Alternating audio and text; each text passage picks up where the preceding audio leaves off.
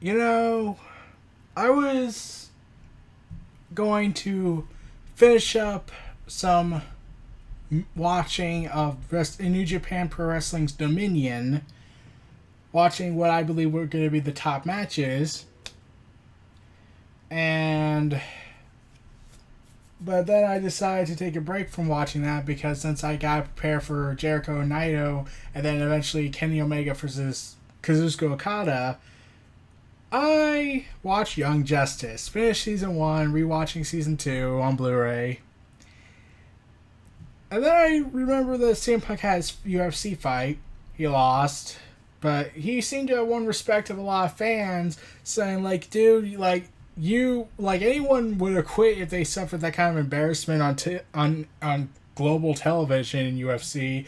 But you actually stuck around and said, no, I'm going to get in that ring again. I don't care. Because Punk seems to be that guy who thinks he lives by the sword and dies by the sword belief. I don't know. And then after the UFC fight, Punk went to the hospital for a CT scan regarding a possible injury to his head or face. At least I think that's what I heard. Like, it's 2 in the morning where I'm at. I'm tired and pissed off because Corey Graves took to Twitter and he said some words after Punk lost. These are the tweets. I'm now linking them out of my scathing contempt. Corey Graves, he says this. Maybe abandoning everybody who stood by your side, even when we weren't supposed to, only to have you turn your back on us wasn't the right move after all. No anger, only sadness. Tweet number 2. Aw, seems the fans are disappointed. And he put it in quotations. Maybe you guys should know that, quote, that dude, end quote, held my first son before I did because I was on tour and I trusted him. I had dinner with him the week after he quit. Tweet number 3. The first rule of, quote, punk rock, end quote, is loyalty, and this guy betrayed it all. I still love you, quote, friend, end quote, and I'm sorry you got lost. Don't worry. Hey, Vince McMahon, this has nothing to do with you. You either at Triple H. This isn't corporate. This is real life. Calm down, internerds.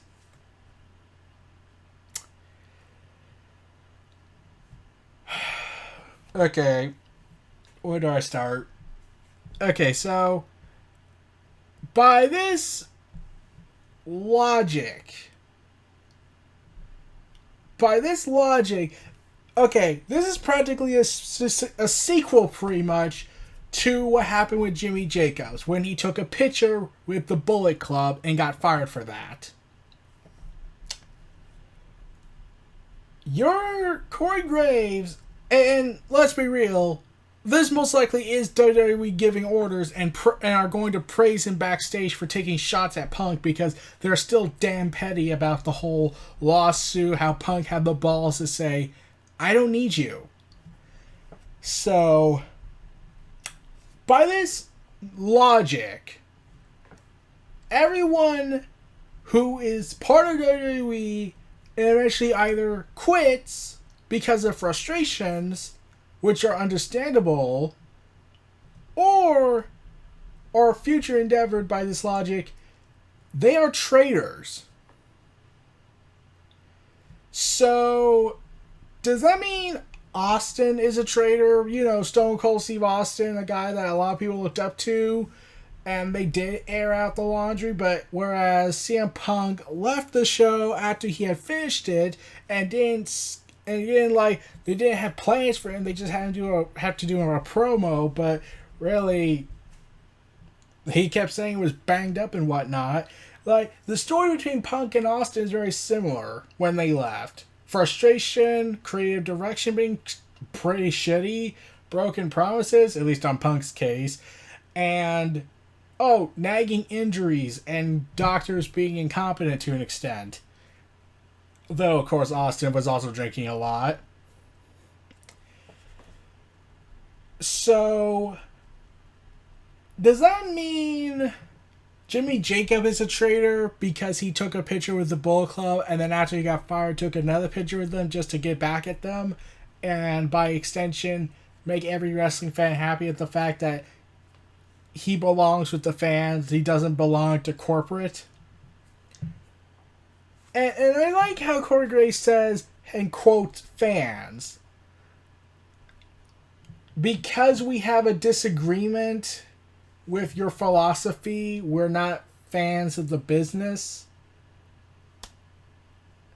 Oh, and how you're saying that you and Punk are friends and he held your son before you did because you were on tour and you trusted him.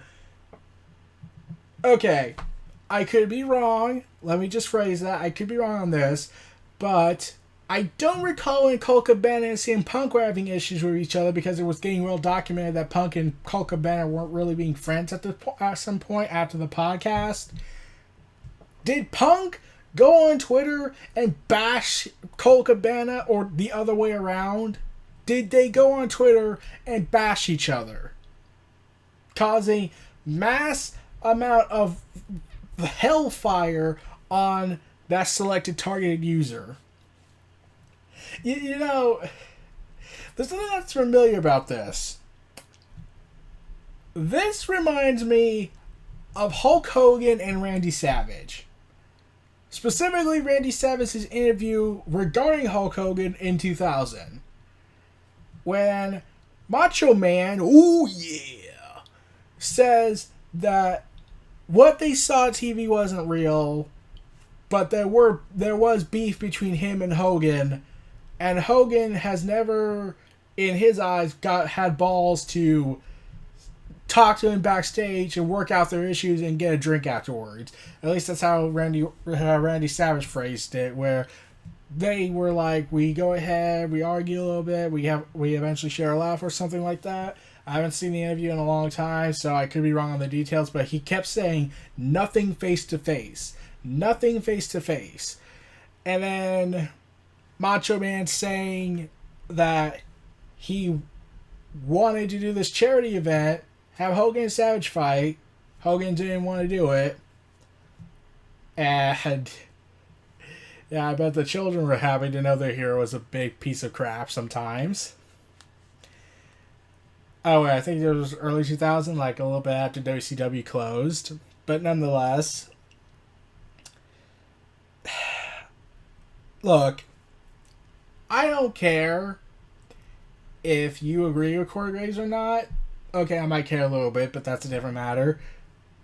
You have to think that one thing you shouldn't do is go out and publicly blast them on social media.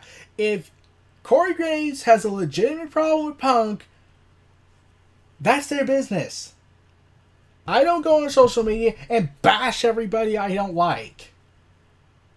And if you really think blasting them on social media is the, quote, how things go, I'm just going to say it. You had to have been paid to do this.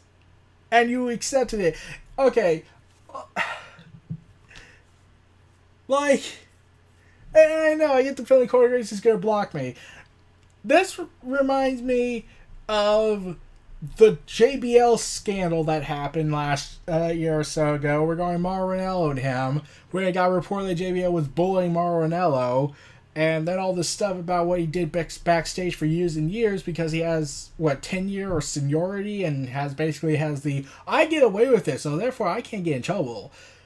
Now, Mauro Ranallo says there is no real legitimate beef. Okay, I could believe that because really Mauro Ranallo doesn't need any more anguish and his current mental state, we're going bipolar disorder.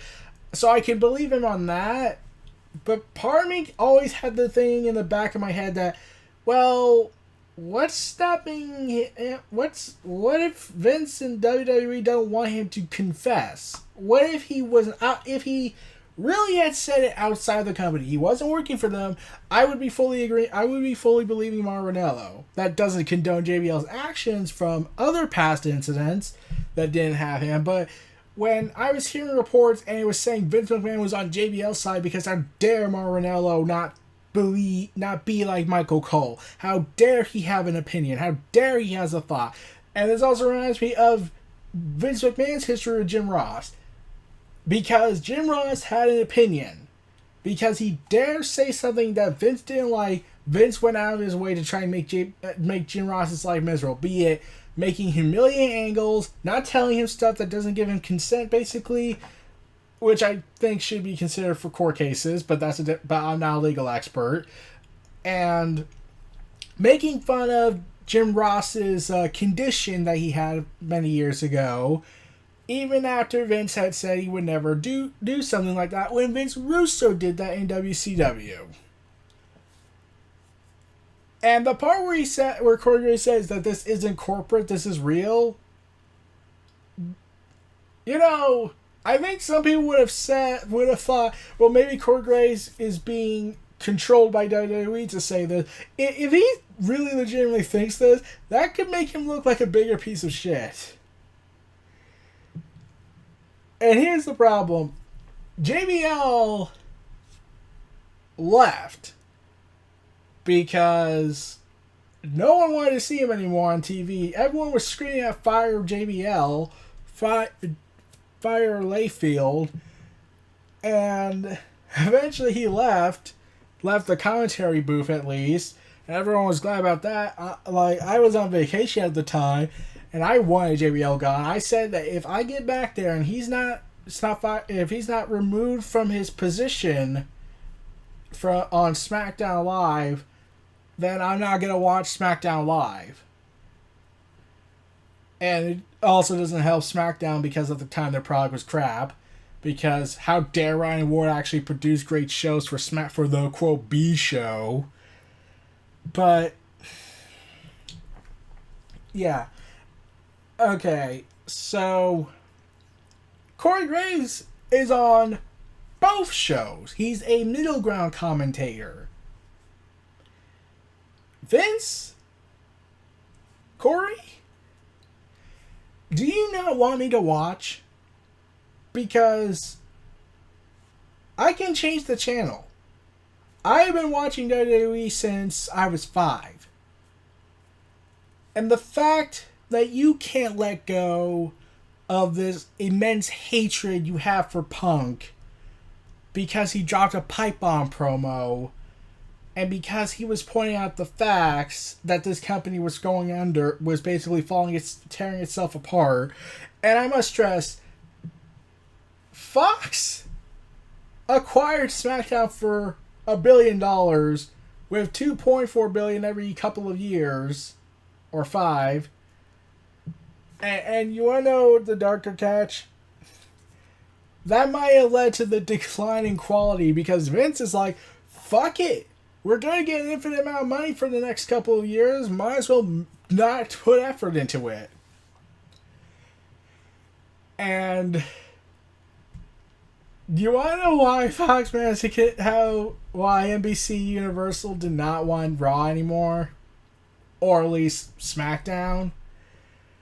Because apparently Fox's owner told Stephanie upfront that NBC Universal, the owners of USA Network, was embarrassed by the product. I must stress, you got a big contract, you're going to get a lot of money next year, and you're doing this. Whether it be Corey Graves going rogue or corporate paying Corey Graves, take shots at Punk because we're damn petty that Punk won the lawsuit.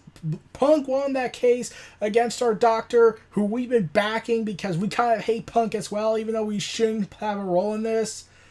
Like, if Corey Graves really has beef with Punk, they can sell it on their own time. They can go off the internet and sell it on their own time. Because if you say stuff like this on the internet, you're gonna get targeted. Like, even if you delete it, it's not gonna work out. It will just make people believe they're confirming your guilt. Like, This reminds me of Hulk Hogan's tweets when he called the victims of that hurricane disaster in Florida crybabies. Hogan will constantly say that it was, oh, those people who were complaining on social media saying they don't have power and whatnot. And I was like, oh man, there are people who need to live off electricity powering their equipment, right? Because it's not like there's medical technology that's needed for with power. It's not like people could die from lack of life support because, just a bunch of crybabies according to the Hulkster. The guy who built the WWE to the extent was a hero for so many kids, turning into a bitter asshole who doesn't really care about the fan base.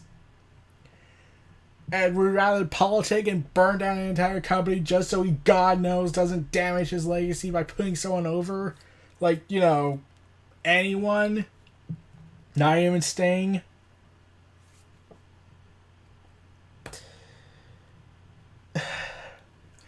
Now I'm at a crossroads, I feel like. Oh, the UK wrestlers. You do know they're not fully contracted with WWE. They're still wrestling outside. So by that logic, Corey Graves is going with, are they traders just as much as Punk is because they're working for the other companies? Like the Jimmy Jacobs fight, I can go 1,000 different directions with this logic. Rusev is a traitor because he spoke out, rumoredly, like he threatened to walk if you did not treat me with respect and give me a push. Or Neville because he walked out because he didn't like the way things were he was being treated. He didn't like being in the Cruiserweight division. He wanted to be somebody. He wanted to amount to something in the WWE. And I must stress, I do think Corey Graves and Neville are friends. So by this logic, Corey Graves is calling Neville a traitor. So now I feel like I'm at a crossroads. I'm already subscribed to Honor Club. I'm already subscribed to New Japan World.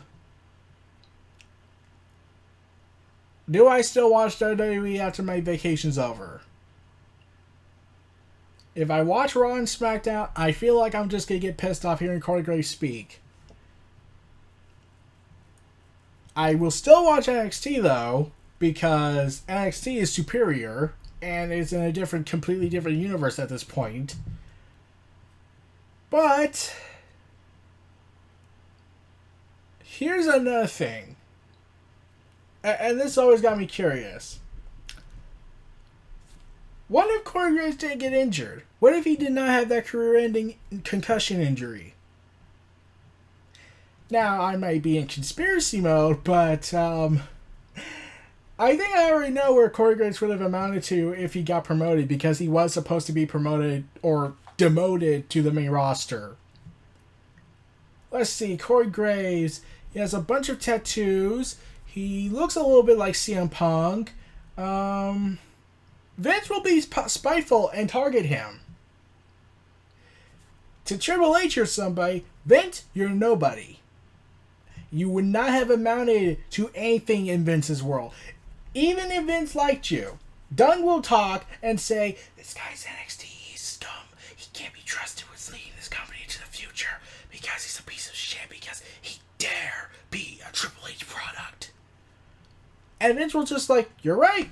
I could look into this, but I'm just going to believe everything Kevin Dunn says because I owe debt to something or something like that. And boom, that's it. Career's over. He can't amount to anything because there's a glass ceiling on him. And when Daniel Bryan got cleared from his concussion issues and actually found a way to heal himself to an extent, that's what I keep hearing. I don't know what the technique was. There was a lot of hope for people to get Corey Graves. Like, hey, Bryan can do that, and his concussions were said to be much worse than Corey Graves, as far as I know. Maybe Corey Graves can come back. Now I'm pretty sure at this point not a lot of people want to see him come back. And it just makes me think, how does Daniel Bryan feel? Like, how do the indie wrestlers feel? Like Seth Rollins, it's like CM Punk's old friends in WWE, like Kofi Kingston, or Seth Rollins, Dean Ambrose. Like, if they leave, are they declared traitors too? Like, I know for a fact if Reigns left, Vince will declare him a traitor because I gave you everything! Well, except a heel turn, a proper organic push, horrible dialogue to work with, crappy material, fed you all the top guys, and ruined every potential storyline we could have went with for 10 years and crammed it into 4. So, yeah. I already had decided I wasn't going to watch Money in the Bank because I would be in vacation time by then. I do plan to watch NXT TakeOver and talk about that. But I have no motive to watch WWE main rosterville programming. After Backlash, they practically drained me of my passion for the main roster. And Punk had to repeatedly say this. He doesn't have passion for wrestling anymore. Not because he got sick of it, because WWE drained it out of him with broken promises, with deceit, with lying, with the neglect to inform about medical conditions. Oh, and by the way, the doctor broke some major laws, so... Yeah, I get the feeling he's going to lose his license if the court cases decide to find that worthy. But, you know, Corey Graves, I'm not mad. I'm just disappointed. I'm disappointed. You claim you're his friend. You claim Punk's your friend. And then you do this. You know, I don't know how many people on Twitter block me. I don't know why, though. But if Corey Graves blocks me for this comment, I wouldn't be surprised. After these words I've said. So, yeah. If Corey Graves wants these problems with Punk, he can settle it in private with Punk and talk this out. But this only further confirms why Punk doesn't care about wrestling anymore. Why he doesn't want to watch it. Why he can't watch 8 seconds of it and then walk away. Why he can't, contact a lot of his old friends. Why so many people walked out because they're oppressed. Because they're in the same position as Punk. They want to amount to something. But Vince and his corporate stooges don't care. Because they're not Roman Reigns. They're not big, muscular, beefy men that can make women swoon off their feet. So, yeah, I'm just rambling at this point. I'm like, Graves, you let me down. Corey Graves, you really let me down. And now I'm in this decision once I'm done with vacation, because by the time vacation's over, I would have skipped 2 months of WWE programming. Do I still watch WWE main roster at least? Or do I go to the other places? That's the one thing about being a wrestling fan. There's always another place to go to now. Whether Vince likes it or not, we got New Japan, we got Ring of Honor, we got all the old archive footage from WWE Network, we got Progress, we got all these other shows. We even got shows that are showing their program for free on YouTube, like MLW Fusion, which I plan to talk about one specific match in the later future, but still. Hell, we even got backyard wrestling to enjoy. So, yeah, Vince, Corey, thank you for helping me learn that I can probably be better off without getting stressed out dealing with the company's incompetent pettiness. And thank you, Vince, for continuing your hatred for people. And I would like to thank Corey Graves for further wanting me to push, for being pushed away, like they don't want my money. I have not been this angry since Cena's slanderous promos against Mark Calloway. That stopped being about Undertaker a long time ago. That started being about Mark Calloway as a person. So yeah. Corey Graves, I'm not mad. I'm just disappointed. Now, if anyone needs me, I am going to edit this video, render it, and then in the morning or afternoon, depending on how much I sleep, I will upload this, and I will be done with this topic. This was NRE Reality Entertainment. Feel free to like, comment, subscribe, and donate. Stay tuned for more.